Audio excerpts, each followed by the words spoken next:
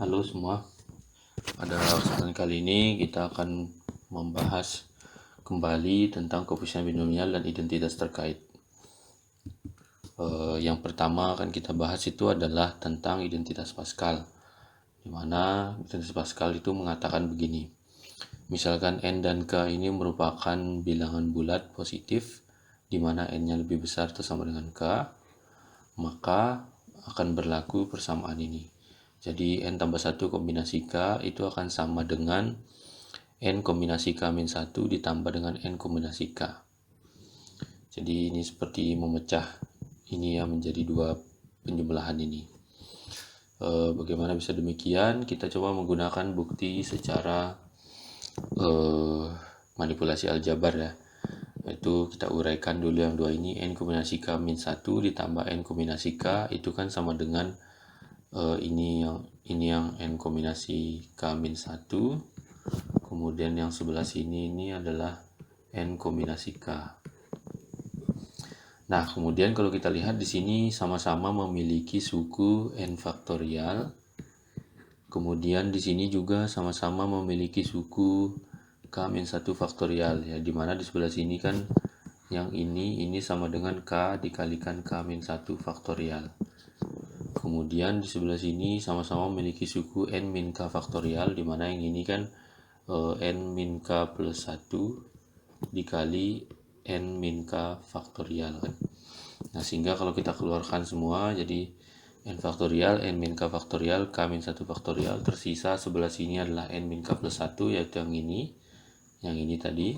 Kemudian di sebelah sini k. Kalau kita samakan penyebut ini menjadi n plus 1 per n min k plus 1 kalikan k. Nah, kalau kita lihat ini kalau kita satukan ke sini, ini akan menjadi n plus 1 faktorial ya. Kemudian yang bawah ini kalau kita satukan ini jadi n min k plus 1 faktorial, terus yang ini adalah k faktorial. Yang ini dengan ini jadi n min k plus 1 faktorial, yang ini dengan k ini akan menjadi k faktorial. Sehingga kita dapat secara umum itu adalah n plus 1 faktorial per n min k plus 1 faktorial dikalikan k faktorial. Ini kan sama dengan n plus 1 kombinasi dengan k.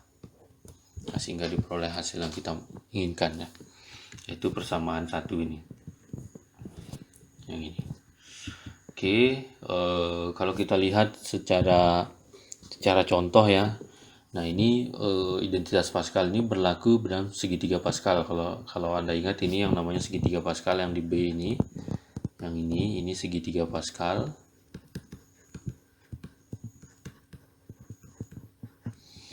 Nah, sebelum segitiga Pascal sendiri itu menunjukkan koefisien dari uraian binomial. Contoh, kalau kita lihat yang sebelah sini, ini adalah koefisien untuk uraian binomial x plus y pangkat 0 ya. Ini pangkat 0. Kemudian yang nomor 2 ini itu adalah koefisien binomial untuk x plus y pangkat 1. Yang baris yang ketiga ini adalah x plus y pangkat 2. Itu maksudnya adalah 20x kuadrat plus 21xy plus 22y kuadrat. Nah, yang sebelah sini adalah x plus y pangkat 3, dimana ini 30 x pangkat 3, 31x kuadrat y, 32xy kuadrat, 33y pangkat 3, dan seterusnya gitu ya. Jadi segitiga Pascal ini sebenarnya adalah koefisien dari ekspansi binomial. Nah, kemudian kalau kita lihat sub segitiganya, yaitu contoh di sini yang diwarnai biru ini. Nah, yang dua atas kalau ditambah itu akan kita peroleh yang bawah. Jadi 6 kombinasi 4 ditambah 6 kombinasi 5 itu akan menjadi 7 kombinasi 5. Ya, kalau kita ambil sebarang juga di sini, misalkan ini 6 kombinasi 1 ditambah 6 kombinasi 6 kombinasi 2 itu akan sama dengan 7 kombinasi 2. Jadi identitas Pascal itu memang benar-benar terjadi dalam segitiga Pascalnya ya. Jadi kalau kita ambil aja pokoknya segitiganya berbentuk begitu ya, gini, maka kita akan dapat ini yang 2 di atas ditambah akan dapat yang bawah, gitu seterusnya. Jadi ini visualisasi dari identitas Pascal. Baik, identitas kedua yang juga sangat penting itu adalah namanya identitas van der Monge ya. Identitas van der Monge ini mengatakan begini. Jadi kalau misalkan kita punya M, N, dan R itu merupakan bilangan bulat tak negatif, di mana R itu kurang dari atau sama dengan M atau R-nya kurang dari atau sama dengan N, maka berlaku persamaan berikut. Jadi M tambah N kombinasi R itu akan sama dengan sigma dari K sama dengan 0 sampai R, M kombinasi R min K dikali N kombinasi K. Jadi sebelah sini complicated rupanya, dan kalau kita mau membuat dia lebih simpel tuh kelihatannya sangat sulit. Tapi ternyata kalau dijumlahkan semua itu akan menjadi ini, bentuk ini.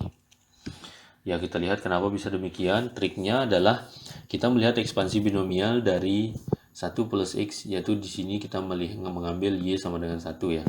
Jadi 1 plus X pangkat M tambah N itu kan sama dengan bisa dipecah 1 plus X pangkat M dikali 1 plus X pangkat N. Nah, kemudian kalau kita uraikan dengan menggunakan ekspansi binomial 1 plus X pangkat M tambah N, itu kita bisa dapat ini sama dengan sigma K sama dengan 0 sampai M plus N kombinasi K dikalikan X pangkat K. Ya, ini di sini kan kali 1 pangkat M tambah N minus K kan. Nah, tapi ini sama dengan 1. Nah, ini dari teorema binomial ya. Nah, kemudian kalau kita uraikan yang sebelah kanan, yang ini kan masing-masing punya ekspansi binomial, yaitu yang M itu adalah sama dengan yang ini, kemudian yang pangkat N ini sama dengan yang sebelah sini. Nah, kemudian kalau kita kalikan yang dua ini, kalau kita kalikan 1 plus X pangkat M kali 1 plus N X pangkat N, ya itu kita sama dengan kita kumpulkan suku-sukunya ya. Suku-suku X pangkat 0 itu kan X pangkat 0 itu terjadi saat I sama dengan 0 dan J sama dengan 0, sehingga di sini M0 kali N0 ya. Makanya di sini M kombinasi 0 dikali N kombinasi 0 X pangkat 0. Kemudian saat koefisien untuk X pangkat 1 itu adalah terjadi saat I sama dengan 0 dan J sama dengan 1, kemudian J sama dengan 0 dan I sama dengan 1. Jadi seperti itu, sehingga nanti saat I sama dengan 0 kan M0 dikalikan saat J sama dengan 1 N1 di sini ya. Sehingga di sini M0 N1, kemudian saat J sama dengan 0 itu N0 dikali dengan saat I sama dengan 1 M1. Sehingga kita dapat M1 N0 di sini ya. Kemudian begitu juga yang koefisien saat kuadrat itu kan pilihannya adalah ini 0, I sama dengan 0, J sama dengan 2, sehingga nanti M0 N2 gitu ya, M0 N2. Kemudian saat I sama dengan 1, J sama dengan 1, itu kan I tambah J jadi sama dengan, kalau 1 dan 1 jadi kan X pangkat 1 kali X pangkat 1 kan jadi X kuadrat, sehingga dia M1 kali N1, M1 kali N1. Kemudian yang pilihan yang terakhir adalah ininya 2, I sama dengan 2, J sama dengan 0. Jadi M2 N0 ya. Karena kan X pangkat 2 dikalikan X pangkat 0 jadi X pangkat 2. Jadi M2 N0. Dapat koefisien dari X kuadrat. Dan seterusnya begitu kalau kita kumpulkan, kita M tambah N-nya kita akan punya nanti M kombinasi M kali N kombinasi N. Nah, kemudian kalau kita lihat suku per suku ya. Jadi kita mengambil R tertentu, yaitu misalkan kalau R sama dengan 2, kalau R sama dengan 2 itu kan jadinya M0, M2 ini, itu kan kalau kita bandingkan dengan koefisien yang ada di sini, ini kalau kita mengambil K sama dengan 2, ini adalah M plus N kombinasi 2, itu sama dengan ini ya, M0, N2, M1, N1, M2, N0 gitu ya. Nah, jadi kita dapat persamaan ini. Atau secara umum kalau kita mengambil sama dengan R, itu kita mendapat persamaan ini. Jadi kita mengambil per suku ini. Nah, Nah, kemudian kalau kita lihat bentuk jumlahan ini kan adalah sama dengan penjumlahan dari K sama dengan 0 sampai R dari ini. Ya, sehingga diperoleh identitas yang kita mau. Nah, kemudian sebagai akibat dari identitas Van der Monk, kita bisa mendapatkan dua identitas yang lain. Kita bisa dapat banyak identitas ya, dua diantaranya saya kasih contoh. Ini sebagai contoh dari aplikasi dari identitas Van der Monk ya. Yang pertama, kita lihat dulu, misalkan n bilangan bulat tak negatif, maka kita akan punya persamaan ini, yaitu 2n kombinasi n itu akan sama dengan sigma k sama dengan 0 sampai n kombinasi k dikuadratkan. Nah, kalau kita lihat yang sebelah sini, ini sepertinya sulit untuk dibuat lebih simpel ya, tapi ternyata itu sama dengan ini. Kita lihat kok bisa demikian. Caranya kita menggunakan identitas Van der Monk, di mana kita mengambil M itu sama dengan N dan R sama dengan N. Jadi kalau kita mengambil M sama dengan N, kalau kita balik lagi ke sini, ini kan jadi 2N. Kemudian kalau kita mengambil R sama dengan N, ini jadi N. Nah, sehingga nanti kita akan punya ini N tambah N kombinasi N. Kemudian di sini R-nya diganti dengan N. Ya benar. Kemudian di sini M-nya diganti dengan N. Sehingga kita dapat ini. Nah, kalau kita lihat, ini kan ingat kembali sifat bahwa N kombinasi N min K itu sama dengan N kombinasi K. Sehingga ini sebenarnya dua-duanya adalah suku N kombinasi K. Sehingga ini jadi kuadrat. Nah, sehingga didapatkan memang ini 2N kombinasi N itu sama dengan yang ini. Nah, itu kemudian contoh aplikasi yang kedua adalah kalau kita punya identitas ini. Jadi kalau kita punya sigma dari I sama dengan 1 sampai N kombinasi I dikalikan N min 1 kombinasi I min 1, maka itu akan menjadi bentuk simpelnya adalah 2N min 1 kombinasi N min 1. Kenapa bisa demikian? Pertama, kita lihat dulu 3 fakta. Sigma I sama dengan 1 sampai N, bentuk yang tadi yang sebelah kanan itu bisa kita rubah batas bawahnya, notasi sigmanya menjadi ini ya. Jadi batas bawah dan batas atasnya berubah jadi I sama dengan 0 sampai N min 1. Nah, kalau ini I sama dengan 0, maka kita ganti ini menjadi I plus 1, kemudian yang ini menjadi I. Sehingga kita dapat yang ini ya. Nah, kemudian fakta kedua, N kombinasi I plus 1 itu kan bisa berdasarkan sifat simetri itu ya.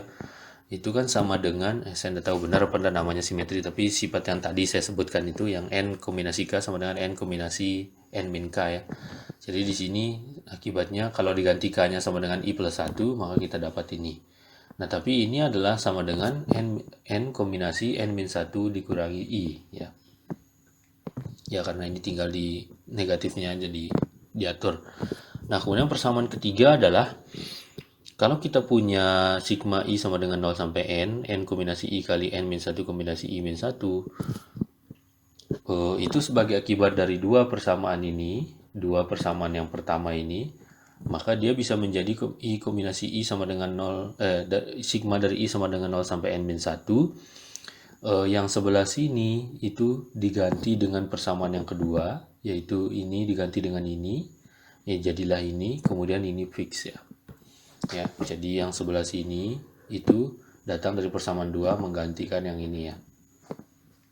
Ya, ini sama dengan ini.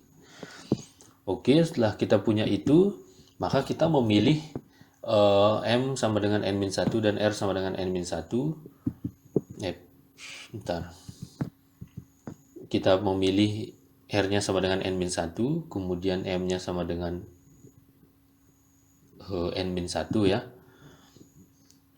Maka kita punya N min 1I, N kombinasi N min 1 min I. Ini kan berdasarkan Van der Monk itu menjadi ini dijumlahkan, kemudian diambil N min 1-nya ya. Jadi kan ini M-nya sama dengan, kalau kita lihat Van der Monk itu mengatakan gimana? Jadi M kombinasi R min K N K gitu ya. N kombinasi K. Nah, kalau kita lihat di sini kita mengambil M-nya adalah N min 1, kemudian R-nya juga N min 1. Sehingga di sini ini M kemudian ini R min I ya. Ya, jadi sehingga ini jadi sama dengan M tambah N kombinasi R ya, berdasarkan Van der Monge. Sehingga kita dapat persamaan ini. Baik, itu saja. Terima kasih atas perhatiannya. Sampai ketemu di video selanjutnya.